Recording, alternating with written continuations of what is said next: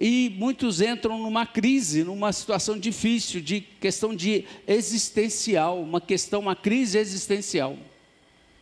Mas, se nós analisarmos, projetarmos isso de uma forma exponencial, para frente, um dia nós também chegaremos nesse ponto. Eu quero refletir exatamente sobre essa questão, sobre um dia em que nós estaremos também pensando sobre a nossa vida, sobre o desenrolar da nossa vida, se valeu a pena ou não. Tudo que fizermos aqui precisa valer a pena. Tudo que fazemos aqui precisa reverberar, não só no tempo, mas também na eternidade. E eu quero ler um texto que encontra-se no livro de Apocalipse, no capítulo 5, a partir do verso 1 até o verso 14. Apocalipse capítulo 5, a partir do verso 1 até o verso 14.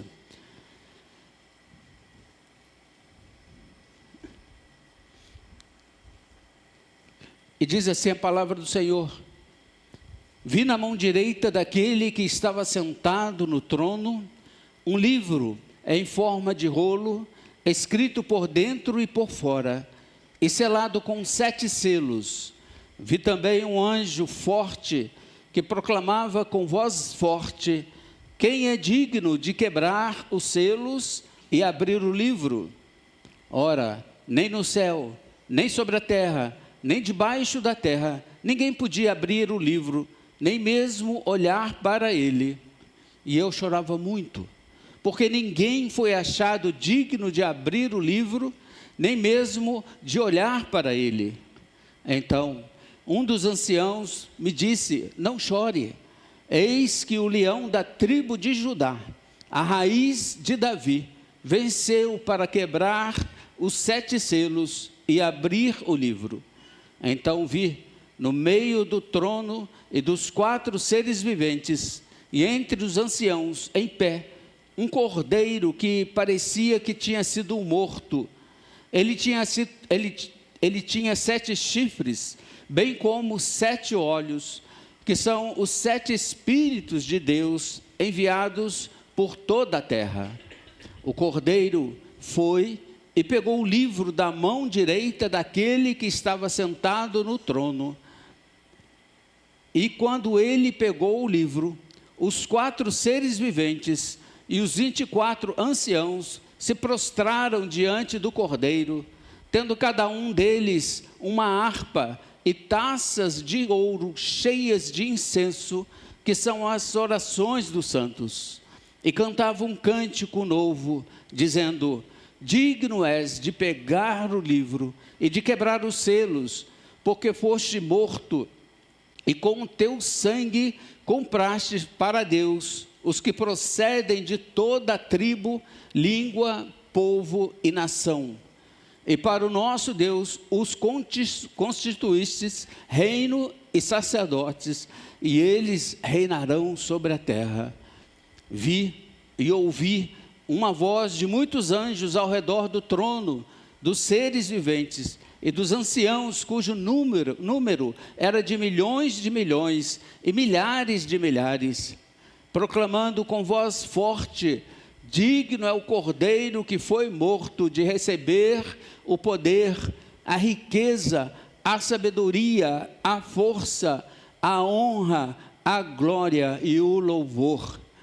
Então ouvi que toda criatura que há no céu e sobre a terra, debaixo da terra e sobre o mar, e tudo que neles há, estava dizendo: aquele que está sentado no trono e ao Cordeiro sejam o louvor, a honra, a glória e o domínio para todos sempre.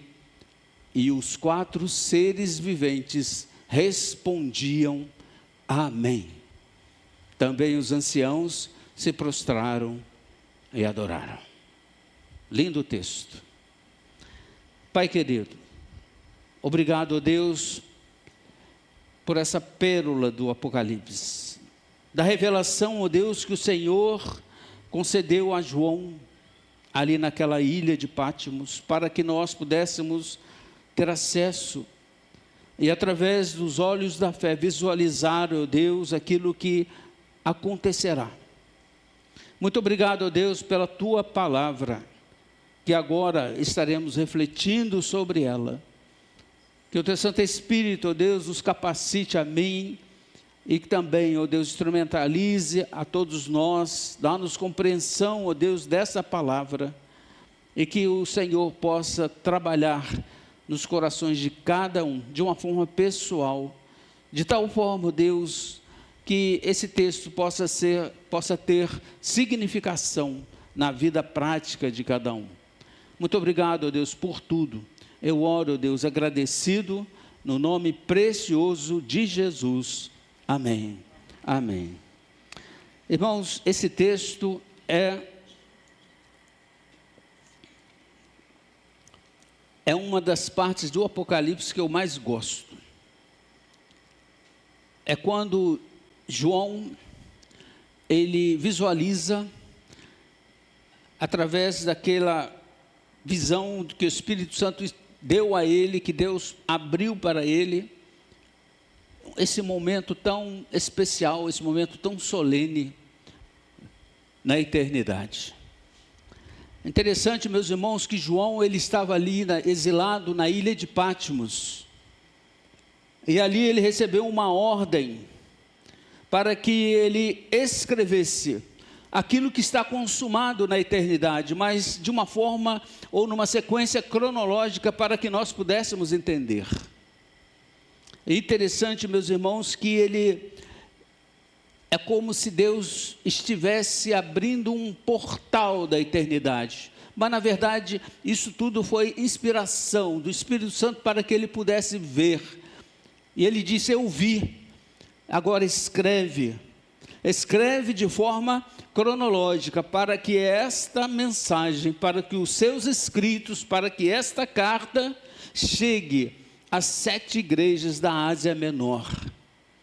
Apocalipse, meus irmãos, significa revelação, é uma carta como outra qualquer, e para tanto ela precisa ser também interpretada à luz do contexto das igrejas da Ásia Menor, que atualmente a Turquia, e também no âmbito da simbologia judaica, porque essa carta, ela precisava chegar à igreja, mas João estava exilado, preso numa ilha, na ilha de Patmos, e essa carta precisava passar pela barreira, pela guarda romana,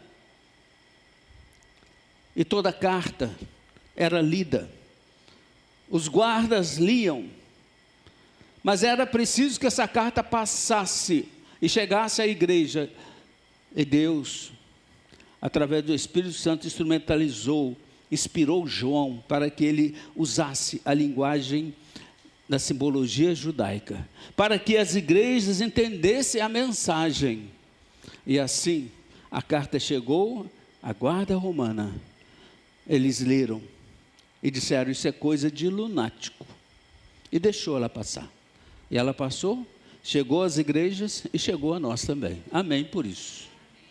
Portanto, irmãos, essa carta ela é maravilhosa. Eu entendo que o Apocalipse ou a revelação, tudo isso acontece naquele dia, naquele momento, na eternidade, tudo acontece de uma forma consumada, mas João, ele detalha, ele escreve de uma forma bem cronológica, para que nós possamos entender. Esse foi o desafio de João. Ele viu o trono, ele escreveu as igrejas, mas depois ele se depara com esse livro, um livro escrito por dentro e por fora. Isso significa que a história, tudo estava consumado, os decretos de Deus, o plano de redenção de Deus estava consumado, e estava mesmo, porque Jesus na cruz disse: está consumado. Mas o que está consumado na cruz precisava consumar no coração das pessoas também, e chegará um dia que nós nos depararemos com esta consumação. E João, ele está ali vendo tudo consumado, escrito por dentro e por fora, e com 7 selos. Ninguém poderia abrir. Ninguém era digno de abrir aquele livro. E João, quando contemplou, ele pensou na sua história, na história da humanidade. Ele não teve outra reação de chorar. Ele chorou muito. O texto diz: eu chorava muito. Não era um choro físico, por dor. Não era um choro emocional, mas era um choro existencial. É como se ele olhasse para trás e visse: não valeu a pena, tinha que ter continuidade, consumou, mas não valeu a pena, porque o livro não foi aberto, o plano de Deus não se consumou na eternidade, e é lá, os nossos olhos precisam estar lá, na eternidade. Nós vivemos um contexto temporal, mas isso tudo passa, nós somos peregrinos aqui, e nós temos que ter um olhar na eternidade, porque é para lá que nós vamos. Lá é a nossa pátria, é para lá que todos nós, que a igreja de Cristo, a igreja universal de Cristo, ela vai se reunir, é lá. E quando João contempla aquele livro, escrito por dentro e por fora, quando João vê, ele entende que Deus, ele tem controles completo, absoluto, sobre toda a história e a criação humana. Tudo passa sobre o olhar, a aprovação do Senhor Deus. E isso é muito bom. Isso é muito bom. Esse momento que estamos aqui, está debaixo da retina do Senhor. Enquanto você dorme, todos os momentos da sua vida, Deus está vendo. Ele é onisciente, Ele é onipresente, Ele é onipotente. Amém por isso. É esse Deus que nós servimos. Por isso que João chorava muito. Eu também choraria. Imagine bem você chegar no momento, no ápice da sua história, e chegar lá e se lembrar daquele ditado que todos nós falamos: nadei e morri na praia. Portanto, nesse texto que nós lemos, pelo menos nós contemplamos, separamos 3 momentos importantíssimos. 3 momentos. O primeiro momento é o momento do choro incontido de João. João chora incontidamente. João chorava muito, muito mesmo. O segundo momento é o choro contido. O choro, ele cessa, ele começa a ser, as lágrimas começam a ser eliminadas. A pulsação cardíaca diminui, o choro vai diminuindo. E o terceiro momento é quando o choro transforma-se numa alegria eterna.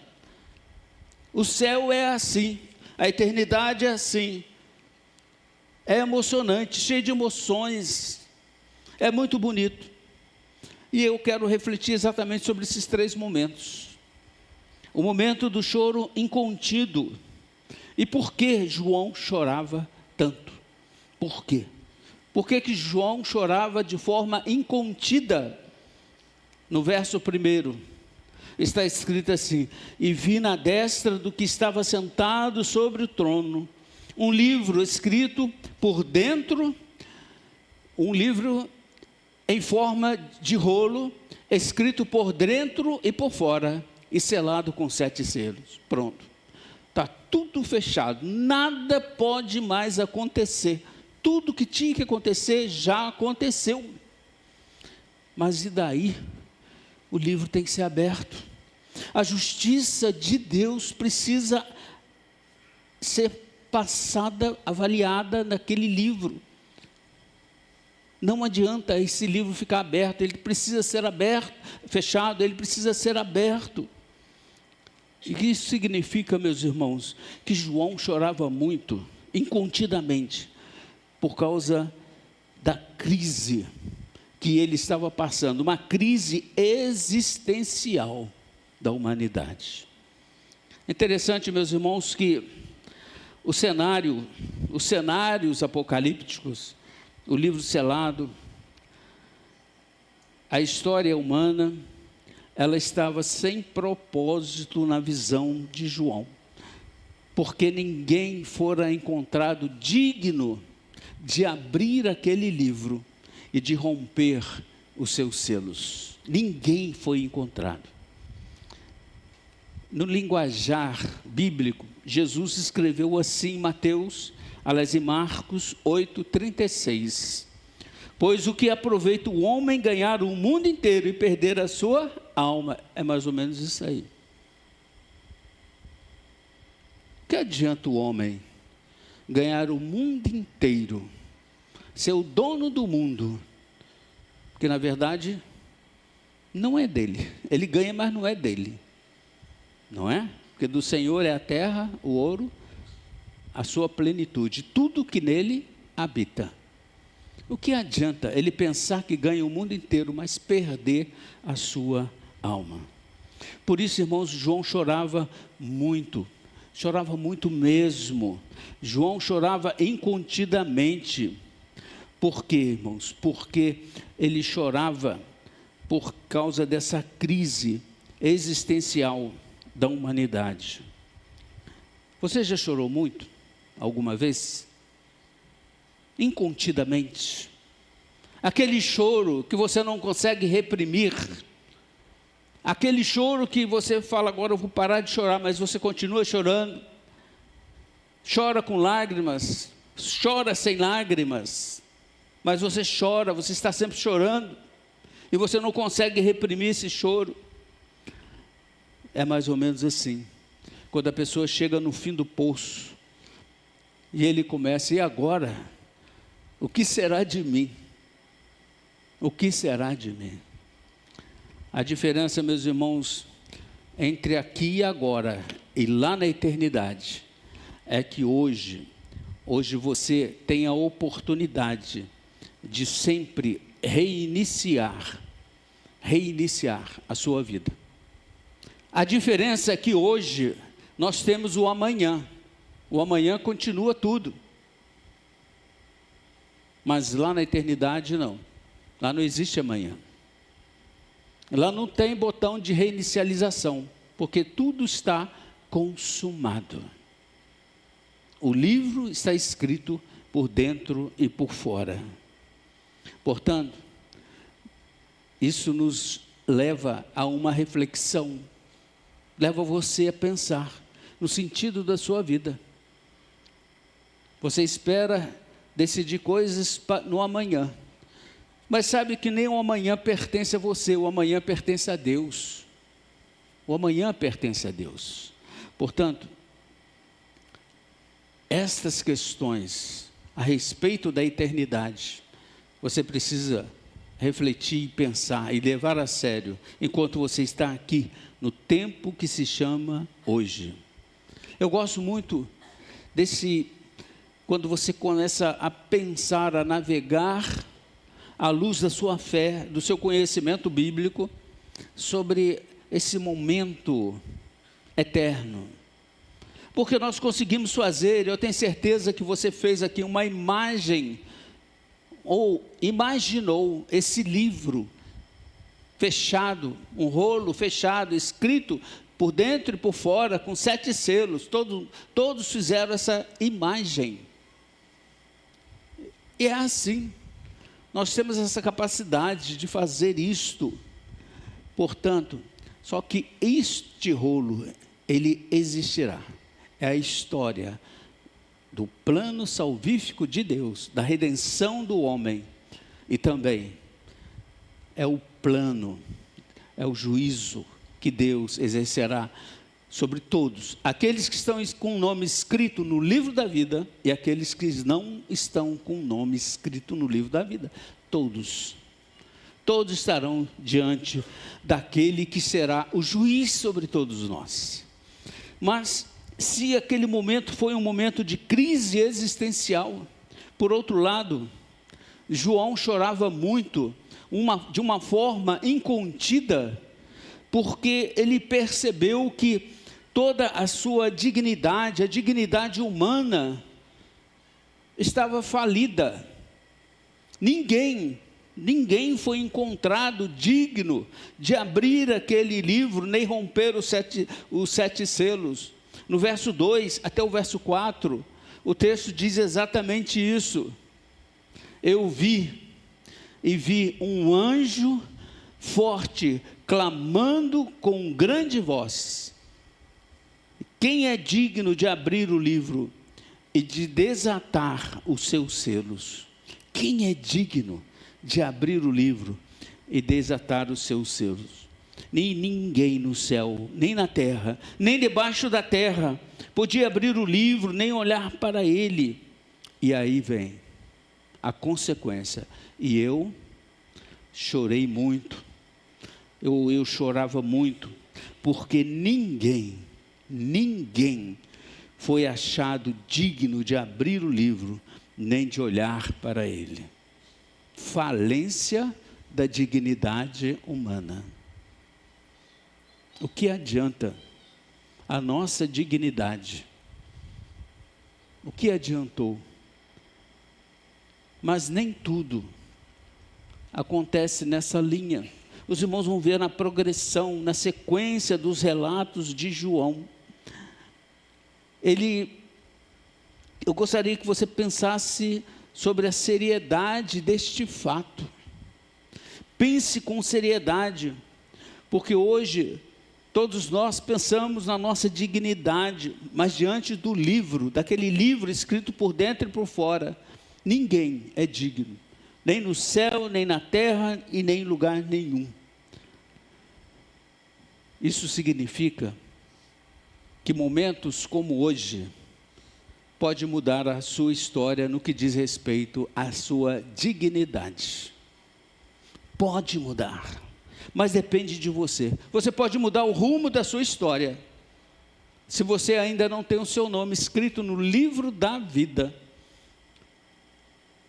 E você terá, se você não tem, você terá, você pode ter, a partir do momento que você tem um relacionamento com o Senhor Jesus, quando você crer naquilo, no seu sacrifício vicário, crer que Ele subiu naquela cruz por você, para justificar os seus pecados, para que você seja justificado diante das leis do Senhor. A sua vida pode mudar, a sua história de vida pode mudar. Aquele choro incontido de João é o choro, irmãos, da falência da dignidade humana. Portanto, o que adiantou? Ele não aproveitou a oportunidade para ser amparado pela dignidade de Cristo. O que você não pode é fazer isso. Dignidade não temos mesmo, mas Cristo tem. E é na dignidade dele que nós somos amparados. É a dignidade dele que nos torna dignos de estar naquele momento diante do Senhor, na eternidade. Mas o segundo momento, o segundo ato desse texto de choro incontido, agora muda a cena, porque João ele começa a desacelerar, ele começa a parar de chorar. Por quê? Porque no verso 5, ele diz que um dos anciãos, no verso 5, e um dos anciãos me disse, então um dos anciãos me disse, não chore. Que palavra bonita, que expressão bonita, que frase bonita. Não chore, eis que o leão da tribo de Judá, a raiz de Davi, venceu para quebrar os selos e abrir o livro. Aquilo que estava provocando aquele choro incontido, agora ele recebe essa notícia maravilhosa de um dos anciãos: não chore, não chore. E João ali, naquela concepção, naquela narrativa, escrevendo, ele começa a sentir que algo está mudando, algo está mudando. Não chore. Por quê? Porque ele recebeu uma notícia, e uma notícia, como disse, uma notícia fechada, consumada. Não chore, não chore, pare de chorar. Não chore, meus irmãos, porque Jesus, o Cordeiro de Deus, ele venceu a morte por nós. Não chore. Jesus é digno. O Cordeiro que você vê, ele é digno. Não chore. Nem tudo está perdido, não chore. Lá em Romanos capítulo 5, no verso 8 diz: mas Deus prova o seu amor para conosco, em que Cristo morreu por nós, sendo nós ainda pecadores. Isso é fato, aqui e na eternidade. Portanto, meus irmãos, aquele momento que João estava vivenciando, aquele relato que ele estava fazendo, é algo que quando nós lemos, nos deparamos com o texto, é um relato emocionante, porque emocionante é a eternidade, emocionante é estar nos céus, e é para lá que nós vamos. Portanto, quando nós lemos esse texto, se nós não nos arrepiarmos, é porque eu não sei o que pode te arrepiar mais do que isso. Imaginar você na eternidade, diante de tudo que o texto, de tudo que a Bíblia fala, o que é lá no céu. Interessante que lá no céu, apesar do choro incontido de João, que agora passa a ser contido, mas existe uma promessa, que o próprio João, ele relatou, inspirado pelo Espírito Santo. Ele diz assim, lá em Apocalipse, capítulo 21, no verso 4, que Deus, ele enxugará de seus olhos toda lágrima. Deus enxugará dos seus olhos toda lágrima. Não haverá mais morte, nem pranto, nem clamor, nem dor, porque as primeiras coisas, elas são o quê? Passadas. Tudo passou. O choro incontido passou. E agora João, ele está tranquilo, porque ele sabe, ele recebeu uma notícia que mudou todo o cenário. E essa notícia você recebe sempre: Jesus morreu por você na cruz do Calvário. Jesus reconciliou você com Deus. Você não é digno de estar diante do Senhor, mas você pode estar pelo sacrifício de Jesus. É a maior notícia, é as boas novas do Evangelho. Mas para isso, é preciso que a gente sinta, é preciso que você queira. E para isso você tem que mudar um pouquinho a chave do seu entendimento, sair desse contexto temporal que tanto nos escraviza e olhar um pouquinho para a eternidade, pensar na eternidade. Porque um dia, hoje estamos aqui, mas amanhã eu posso não estar aqui mais. Não somente eu, mas você também, todos nós. Por quê? Uma razão muito simples. Como sempre digo, o amanhã pertence a Deus. Ponto. Mas, por um lado, meus irmãos, João, ele parou de chorar. O seu choro, ele foi contido. Hoje, muitas pessoas não levam muito a sério essa questão, porque confiam no amanhã, mas na eternidade tudo é consumado. O alerta é esse. Você pode, de uma hora para outra, sair de um estado temporal e ir para um estado eterno. Aí vai depender se o seu nome está escrito no livro da vida ou não. Aí a decisão é sua. É você que toma essa decisão. Porque Jesus, ele está com a pena na mão, disposto a escrever o nome de todos no livro da vida. Ele está torcendo para isso.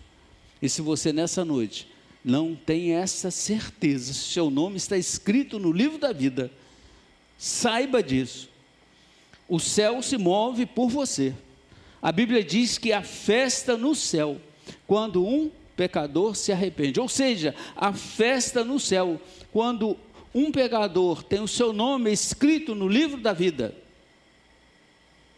É isto. O céu entra em festa.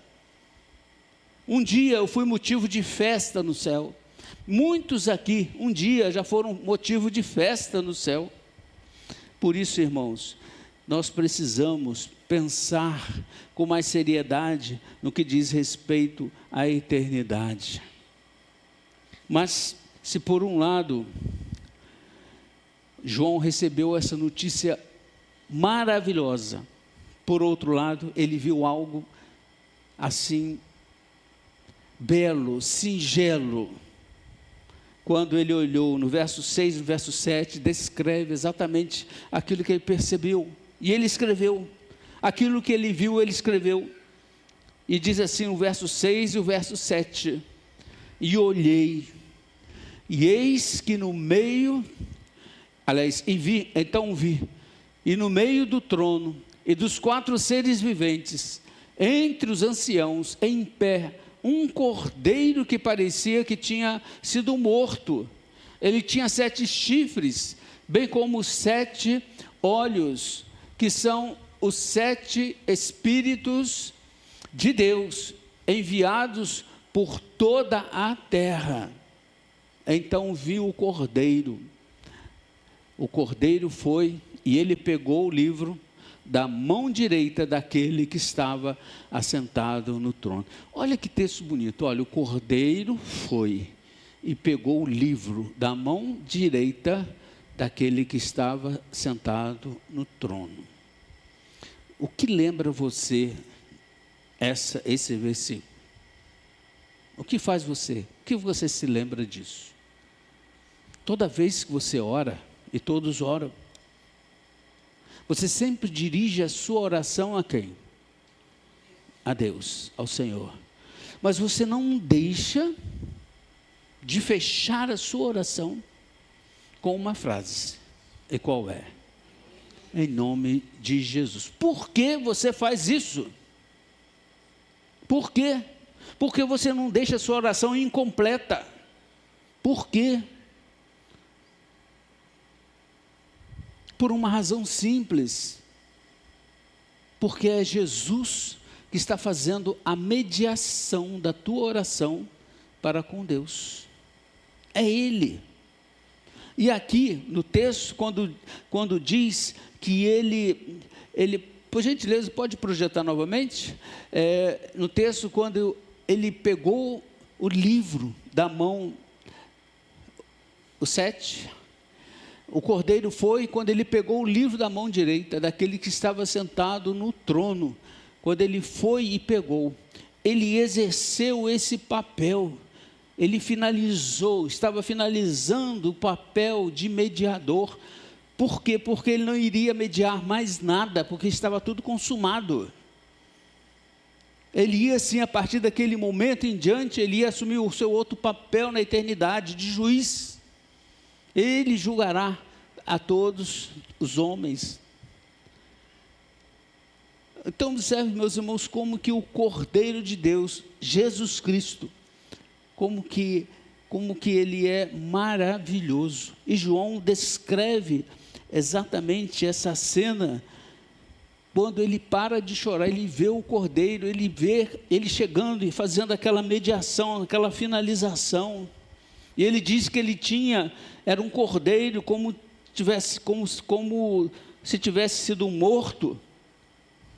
Ou seja, a ideia aqui é de sacrifício. Ele sacrificou-se por nós na cruz, mas ele também era como o leão, ou seja, ele tem poder para vencer a morte. Ele tinha 7 chifres, a plenitude do poder.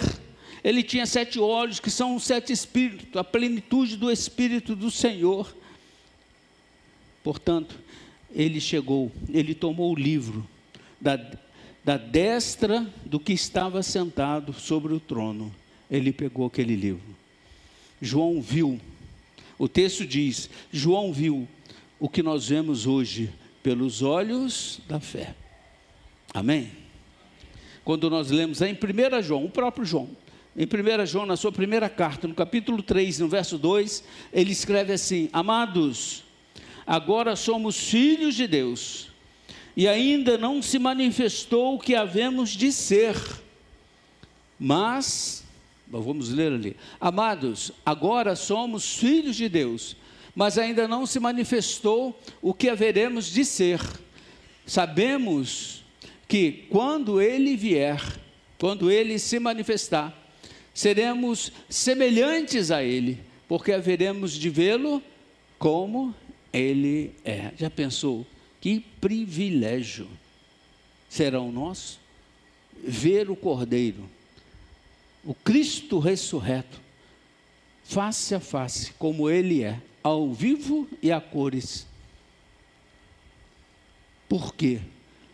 Quando nós seremos semelhantes a Ele. Nós seremos semelhantes a Ele. Afinal, nós ressuscitaremos, ou seremos transformados à semelhança de Cristo. E nós lá o veremos, com toda a sua majestade, com todo o seu esplendor celestial. Portanto, irmãos, é um momento magno na vida de qualquer pessoa. João viu o cordeiro que fora morto, como fora morto, mas ele era como leão. E aproxima-se, meus irmãos, do livro ali, aproxima-se do trono, oficiando assim, finalizando o seu papel de mediador. Interessante, quando eu penso nisso, eu olho para trás. Jesus, hoje, Ele foi na cruz, Ele foi o nosso Salvador. Ele nos salvou do pecado, da justiça e do juízo. Ele nos salvou da morte eterna. Ele subiu naquela cruz. Portanto, nós falamos assim com coração. Nós falamos com alegria que Jesus é o meu Salvador. Mas Jesus, Ele também é o meu mediador. Eu quero ter muito prazer de também dizer que Jesus será o meu juiz. Por quê? Porque hoje eu tenho plena convicção, e você também precisa ter, e muitos têm, de que o seu nome está escrito no livro da vida. Você será julgado pela justiça de Deus. Ou seja, você estará amparado em Jesus.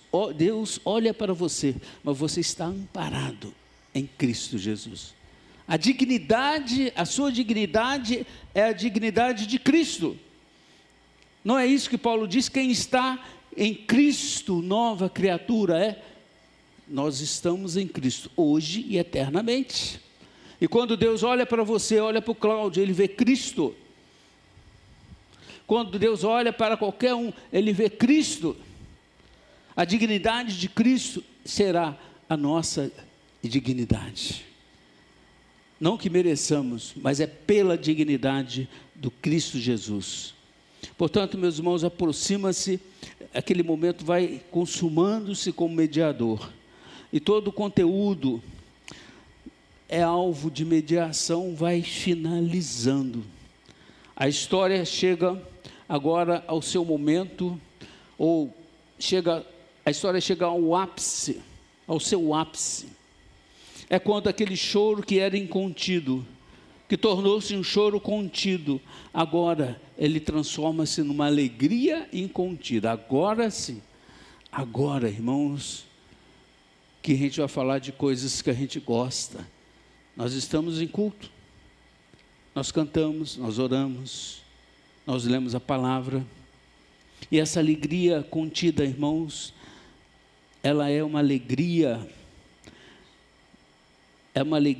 devido à dignidade de Cristo, que ela é não somente afirmada, falada, mas ela é também cantada. Quando nós lemos, nós afirmamos. Quando nós cantamos, a dignidade, nós cantamos. E assim acontece. No verso 8 até o verso 10, olha o que diz o texto. Do verso 8 até o verso 10. E quando ele pegou o livro, os 4 seres viventes, a plenitude da criação, e os 24 anciãos, que é a plenitude da igreja, no Antigo e no Novo Testamento, eles se prostraram diante do Cordeiro, tendo cada um deles uma harpa.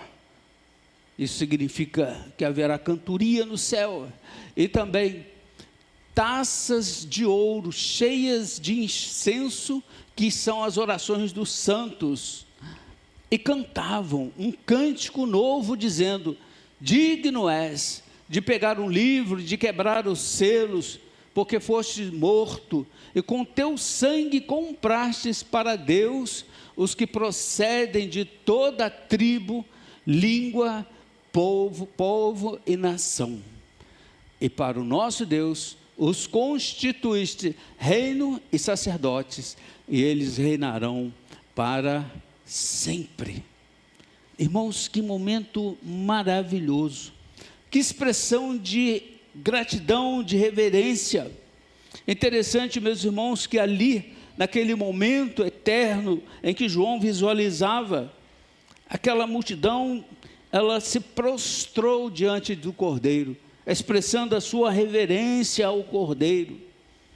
Mas não foi só isso, eles também trouxeram as suas taças de ouro, que são as orações dos santos, as suas orações, expressando a dependência que nós temos do Cordeiro, do Senhor Jesus. Mas não somente isso, a alegria tomou conta daquele ambiente, porque eles vinham com harpas e eles cantavam. Se hoje os irmãos cantam bem, não é, Cláudio? Imagina lá na eternidade, quando tudo é perfeito, quando a música é perfeita. Imagine lá. Por isso, irmãos, aquele choro incontido, ele transforma-se numa alegria incontida. João sai de um extremo e vai para outro, e ele presencia aquele momento tão maravilhoso. Mas isso é para aqueles que têm um livro, tem um nome escrito no livro da vida. Essa é a triste notícia. Aliás, a boa notícia, mas a triste notícia é que aqueles que não estão com seus nomes escritos no livro da vida, segundo Jesus escreveu ali em Lucas 13, 28, eles irão para um lugar em que haverá choro e ranger de dentes, quando virdes Abraão, Isaque, Jacó e todos os profetas de Deus, e vos serão lançados fora. Aquela expressão, Jesus dirá: vinde benditos de meu Pai, ou apartai de mim. Isso é um fato, uma realidade na eternidade. Mas hoje, você pode decidir a sua vida. O que você não pode é viver uma vida sem convicção. Porque a eternidade pode chegar para você a qualquer momento. Pode. Por isso você precisa estar preparado, definido. E isso é algo que você tem que fazer hoje, agora, no tempo, e não lá, na eternidade. Mas, se a dignidade do Cordeiro é afirmada e cantada, que é o motivo de tanta cantoria e tanta alegria, em segundo lugar, também é devido à dignidade do Cordeiro, que ela é reconhecida em todo ambiente celestial.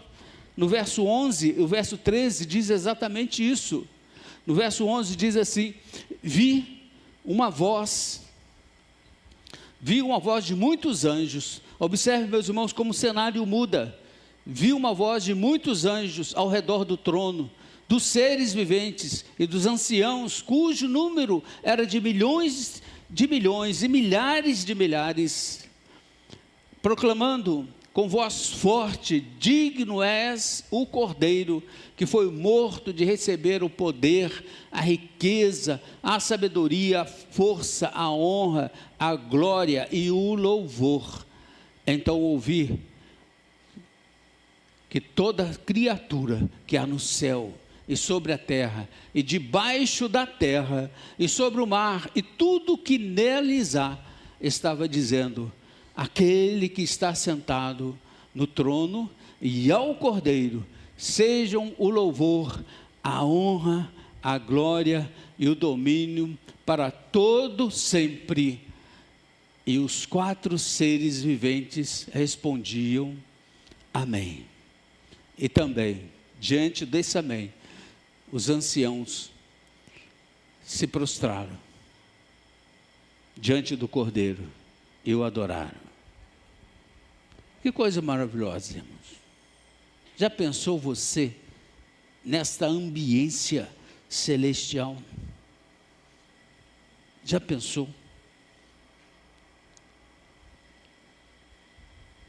Você já concebeu isso? Se não, faça um exercício. Mas existe uma outra razão também, desta dignidade ser tão falada, cantada, reconhecida. Mas é principalmente porque, finalmente, a esperança, aquela esperança que você tem no seu coração, porque Paulo diz que a nossa esperança é Jesus Cristo. Hoje pela manhã nós dissemos, se vocês têm uma esperança, uma fé apenas para esse dia, nós somos o quê? Os homens mais miseráveis do mundo. Então, essa esperança que é a fé em Cristo, que é Cristo Jesus, essa esperança, ela será consumada. No verso 14, diz exatamente isso, verso 14: e os 4 seres viventes respondiam amém. Amém. O amém, ele fecha. O amém, ele finaliza. O amém, ele consuma. Tudo. Tudo.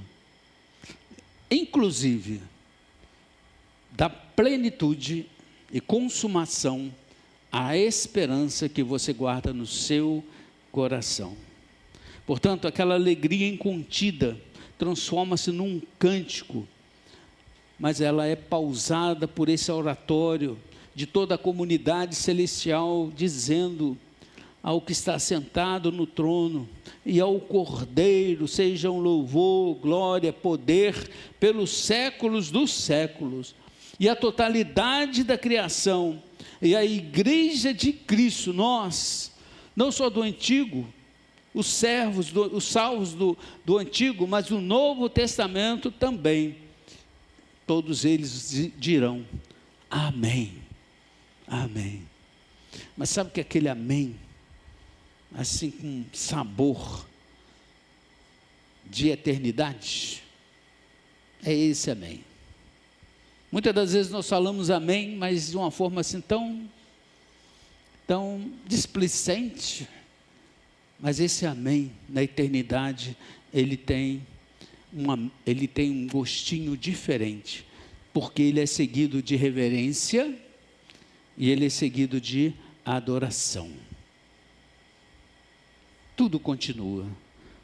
Portanto, irmãos, essa foi Esse foi o motivo que João chorou. João chorou muito ali diante daquela revelação de Deus. Ele chorou muito. E eu tenho certeza, e a palavra de Deus nos afirma, que aquele choro também pode, muitas das vezes ele representa o choro do arrependimento, hoje, de pecados de muitas pessoas.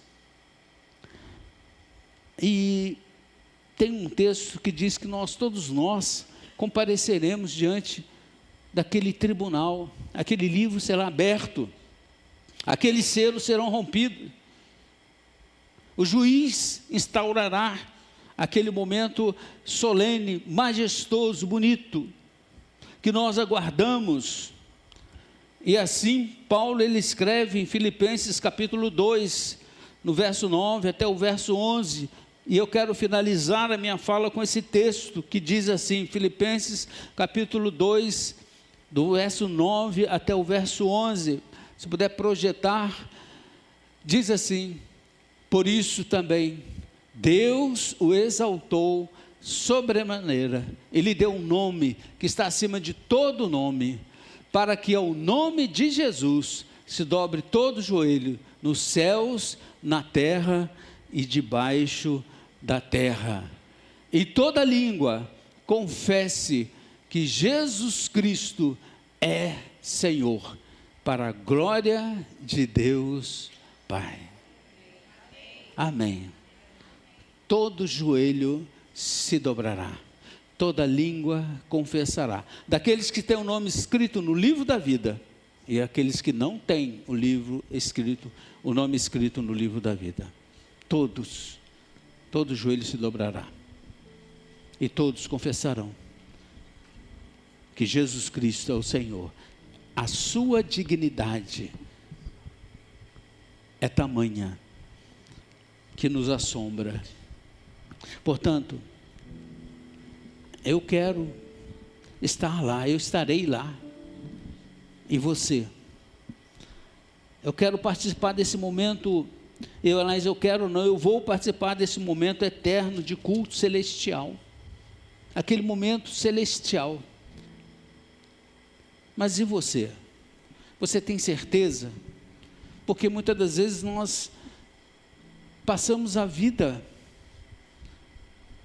na igreja, mas não temos certeza se realmente vamos para o céu.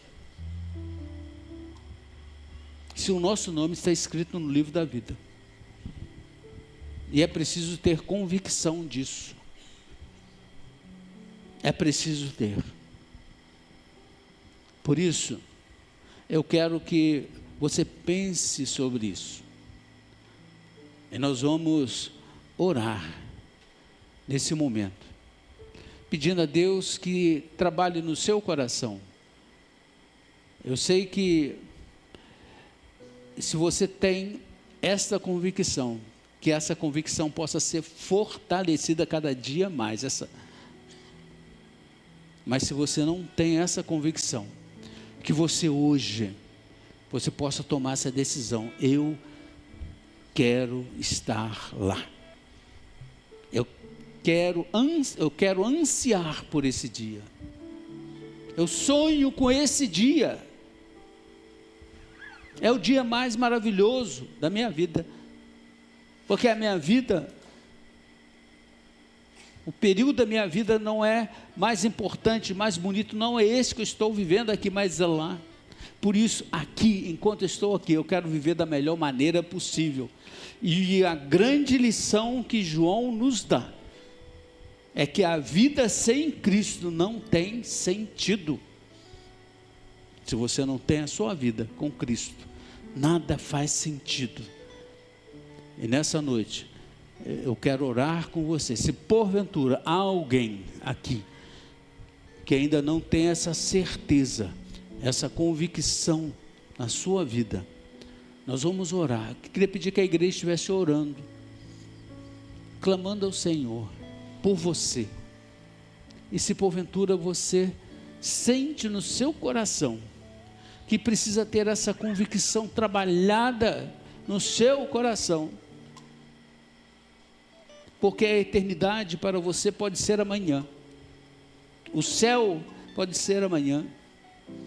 Por isso, como diz Amós, prepara-te para encontrares com o Senhor teu Deus. Não chegue lá despreparado, mas convicto de que será um momento máximo da sua vida. E se porventura alguém aqui nessa noite deseja ter essa convicção, aí onde você estiver, eu gostaria que você levantasse uma das suas mãos. Eu só quero orar com você. Há alguém nessa noite aqui que quer trabalhar essa convicção na sua vida? Há alguém? Alguém?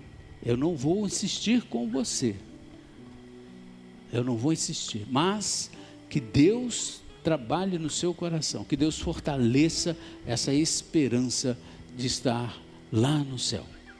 Amém? Que Deus abençoe os irmãos, que Deus abençoe a todos nós. Amém.